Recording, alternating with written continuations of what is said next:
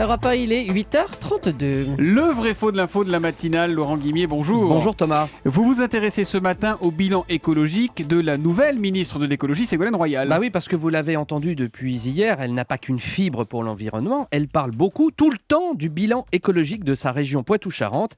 Écoutez l'une des toutes premières prises de parole de Ségolène Royal hier après sa nomination. Depuis 10 ans, c'est vrai que c'est un travail au quotidien pour l'écologie, pour le développement durable, pour l'énergie, qui a fait de Poitou-Charentes une des régions les plus en avance sur ce terrain-là.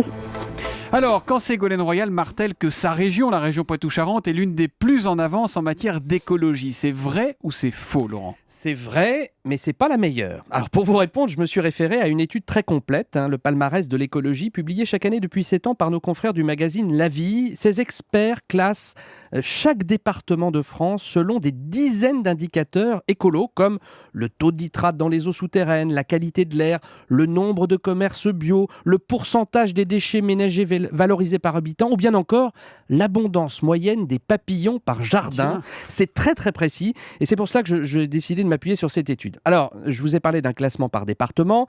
Sur les 96 départements métropolitains, j'ai regardé où se plaçaient les 4 départements de Poitou-Charentes. Alors, les Deux-Sèvres et le Marais-Poitevin sont 22e, la Vienne 25e, Charente-Maritime 27e et Charente 41e. En regroupant les départements de chaque région, je peux dire que la région présidée par Ségolène Royal se classe au 5e rang français.